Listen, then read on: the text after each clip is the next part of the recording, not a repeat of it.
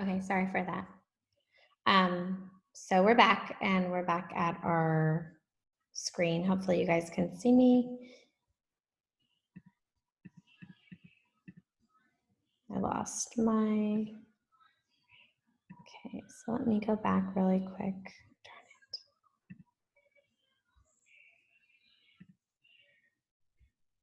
Okay, sorry about that. So I'm gonna go back to sharing my screen because I don't think it's back on shared screen. And let me go back and I'm just gonna skip through a few because I lost you over here. Okay, so we looked back at our subgroups. Sorry about that. Had to take a break for a moment. Okay, so here we go.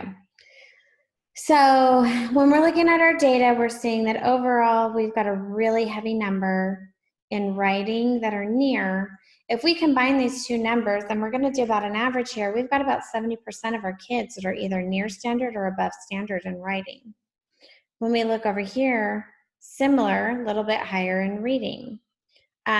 We still are seeing, though, that they're very similar in the data compared to our reading and our writing standards and of where kids are at. Okay, so let me see if I can go ahead really quick and play from current slide. Okay. So CASP EL student results show for our students, just our EL students, 22.8% ELs who decreased at least one ELPI level. Last year, one who maintained, those who maintained, ELs who maintained an EPL of 4, and then those of them who at least progressed, who progressed at least 1. So these two numbers are a good sign of telling us how our ELs are performing. Remember that there's an increase in what's being asked of them too, and these as we've reviewed, those of us who give the test, it's a very difficult test. So for them to be progressing or maintaining is a good thing. Those who are maintaining here, so we've just had 22% out of that 100% of kids who actually dropped. So we're doing a really good job with our EL students and our results are showing. Okay, so the second half of what we're going to be going into today is going to be research-based reading and writing programs. And as stated earlier in the session, Benchmark Universe intervention, we all have it. It's a part of our curriculum that was purchased back in 2000, I believe in 16 or 17. And it's a research-based, it's our curriculum for ELA and science. And we also have a few other intervention programs that we use that we're going to be kind of looking at today. So for some of you, you want to say, I want to stick with what we're doing. I want to look at the intervention piece of Benchmark, and that's great. You can do that. You're going to go into the breakout session this afternoon, and you're going to go to the Benchmark Universe intervention session. And this is where we're going to be diving into the intervention resources we have for reading, for writing, using all of the different components of the program and really knowing how to work that into our small group sessions with our students. A few of you might be looking at some more explicit direct instruction. So one of the programs that we've had specialists who've been trained in who utilize is Orton Gillingham. And although it is it's used for a lot of our special ed students, it is research-based, it is explicit direct, but it's also very hands-on, and it kind of teaches reading with that incorporation of that kinesthetic. So if that's a part of what you would like to do, and you really feel like you've got a good hold on Benchmark and of the interventions, but you'd like to take advantage of that smaller group session with Orton Gillingham, then that is something you can do and you can go to. And that is K through 6th grade. There is something at every level. They start with the basics of phonemes, of our sounds, and phonics and teaching reading.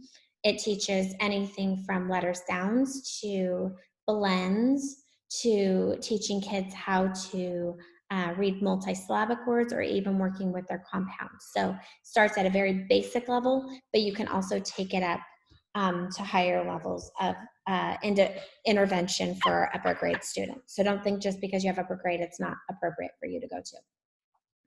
Now, in the next two sections, if you want to dive deeper and not use from your intervention from Benchmark, we do have two separate, and I have them color coded because Step Up to Writing is a red, green, and yellow. Actually, should be our middle color here, but it's the colors of the stoplight. And basically, this would be a great program for if you're an upper grade teacher to teach. It goes from the most simplistic of just writing a sentence to organization of sentences, and really paragraph writing up to multi-paragraph essays. But it also goes into, there's a lot of graphic organizers for narrative, for different genres of our writing. And I think if you're a fourth, fifth, or sixth graders, it is, originally it was research for, a lot of it was used for second language learners. And then special ed kind of picked it up as well because of its explicit direct of teaching kids how to write. So that is a really good resource to use. A lot of us over the past, I think, 5 or 6 years, if you've come to the school, then you weren't a part of this, but about 6 or 7 years ago, a lot of the teachers here were trained in Charlotte Knox and her rainbow writing. And that will be also a session that's offered. This would be a great resource or great writing program. Anybody who's new or who hasn't been trained in Charlotte Knox, that you'd be branching out and going to that. And I would really highly recommend that we're looking at teachers who are teaching that K through third grade level. Third graders, it could be an in-between of that Step Up to Writing and Charlotte Knox, a little bit of both. Charlotte Knox does have the multi-paragraph. Step Up to Writing goes more for the essay format of writing, where Charlotte Knox is just like a multi-paragraph response. So those are some of the comparison and differences between the two. Obviously, those are guides for you to decide in which one you want to go to, but those are some guidelines we want to give you about which program, where we might want to steer you in your direction for programs. Okay, so Benchmark Universe here, this is one of the things we wanted to look at, and this is just one of the reading supports that we're going to be looking at in Benchmark if you go to that small group. But I wanted to highlight it because there's some really great things that we have in this series and that teachers need to just to make yourself more familiar with. So when we're looking at the building blocks of literacy, how children learn to read, we start at our most basic and foundational concepts of our print concepts. We move up to phonological awareness, and then all the different, steps that are in each of these. So from print concepts to all the different steps of phonological awareness, and then we move into phonics and word recognition. So part of that here that we're going to be focusing on for intervention for reading resources is under phonics and our word recognition. And that's going to be for the Benchmark session if you go to that for the reading resources today. And here, if you look at it, you kind of tilt your screen a little bit, but we have match sounds to spellings. We have our high frequency sight words. We have our short vowels, our consonant blends. We have our long vowels, vowel digraphs, and our diphthongs. We have our controlled letter and sound. We have multisyllabic words, 6-syllable types, compound word, our contractions, and our inflection forms. The team that's teaching us today will also have all of the resources that came with your curriculum, how to look at these, and specific on your focus of sound spelling cards, what resources are on the bottom of these cards, what are on the back, and what you could be doing in small group with your intervention groups that you could be using from these resources. There's a lot of rich curriculum in there that I think we're just, kind of getting a small glimpse of. I grabbed a part of the writing intervention that's in Benchmark as well. And here, teaching parts of speech. In each grade level, there's an intervention book. This one was pulled from believe it or not, I believe it's a 3rd grade text. So when they're teaching adjectives, also regular verbs and verb tenses, there is these are a great resource to be sharing online as you're doing your Zoom sessions, also in your recording sessions that you could be sharing and putting in so parents could review this with the children and then review these concepts and also, teach them as well. Anything you're putting together now is also a great resource that when we go back to school that you would kind of have in your tool belt that you would have as a resource to teach from that you've put together now, integrating that 21st century skills that we have. Here, this is the Orton Gillingham, the multisensory structured language approach to teaching literacy. And here, like I was sharing with you earlier, this one I grabbed this because it was a really great little guide, but the 70 phonograms, and it really does go down to the most simplistic of letter sounds and our CVC words, to our blends, to our long and short vowels, to our vowel blends, and then into word parts. And really it's teaching kids, one of the main components of Orton Gillingham that I don't see in other curriculums that I really do enjoy and love is teaching kids what they call red words. And these are words in our language that we just don't have. It doesn't follow that phoneologic or how we teach reading, and it doesn't follow basically the rules to reading.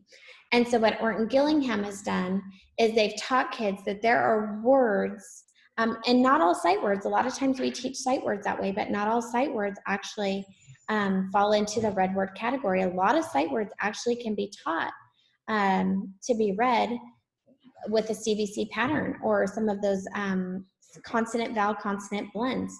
And so there's very few, but those ones that can't, we've got to teach kids this is a red word and it doesn't follow the rule. And it's really important for kids to know that there are words that don't follow that rule. So it's not them not knowing how to read. It's that we've got rules, we've got words that are rule breakers, and they've got to know what those words are. So that's a really great component of Orton Gillingham, and especially for that K through 3rd grade kiddo that's struggling with their reading. And I love the multisensory support that's added to that. Step up to writing. As stated earlier, this is, here's a T-chart. So they teach topic, sentence, supporting detail. And here in this red, they call it the elaboration, explanation, and these are all the details to that topic. So here, topic sentence, which we later will teach kids, is similar to your thesis statement, and then all of your paragraphs and your supporting detail to those paragraphs. So right here, if you were to kind of tack on, eventually we teach kiddos to tack on that topic sentence to their introductory paragraph, and then their concluding statement to their conclusion paragraph. I mean, you're talking at a 1, 2, 3, 4 paragraph essay. Now on this, there's only showing a couple details to explain this topic sentence, but when we dive deeper, for each explanation, there's an explanation, there's an elaboration. So there's actually 3 sentences to every yellow. And it's a really great structure to teach kids to organize their thoughts and to be explicit and direct in how to structure an essay writing. And then Charlotte Knox is our final one. And I just wanted to give you guys a little couple highlights on Charlotte Knox and her rainbow writing. And so what it really shows is Charlotte Knox has all of the same components, if you will, to step up of that topic sentence, supporting details, their reasons, their elaborations. But what she does is that there's a step. So there's a topic, then there's going to be an explanation, then you're going to have one that describes it. And so it's really those parts of speech that she utilizes, the who, the what, the when, the where, the why, and the how, and developing sentences and developing a structure to writing. but it's definitely geared towards our little guys and the more foundational levels of writing for those kiddos. Okay, I wanted to add this quote here. It's, if we teach today's students as we taught yesterday, we rob them of tomorrow. And I think the truth in that is that as we, as educators, progress, as we move forward and we receive our own training, we have to bring that to our students. We bring that into the classroom and we teach them the new so that we don't rob them of what they can do and what they should do in the future. And I just love that quote. It really resonates with who we are as professionals and where we need to be going in our professional journeys, if you will. So again, we're going to go into our breakout sessions. Now I'm going to give you guys a small little break before we do breakout sessions, but we've got K through 3 really going to kind of guide you into using either the benchmark or you can do the Orton Gillingham writing workshop. You're going to be really great resource will be that Charlotte Knox. 3rd grade, you can kind of go in between. I'm okay with that because you've got some that students, you know, that are in between those levels. But 4th through 6th grade, I'd really like for you to focus for your reading workshop to stay with the benchmark universe. And then for your writing workshop, if you guys could go and attend the Step Up to Writing, because that one, I believe and the team believes it'd be a great kind of next step for your students. But again, ultimately, you are the professional. It is your choice. You know your students best. And if you really feel that you've got a high percentage, as we looked at the data today, that definitely supports that. If you've got a higher percent of kids that you need to go to a more foundational level, then feel free to go ahead and go to one of those other breakout sessions. Alrighty, so thanks you guys for participating today. Thank you for coming into the professional development. And please make sure that you log back on within the next 15 minutes, take your break, and we will go, you will select on your choice boards your next breakout session of where you're going to be attending. Okay, see you soon.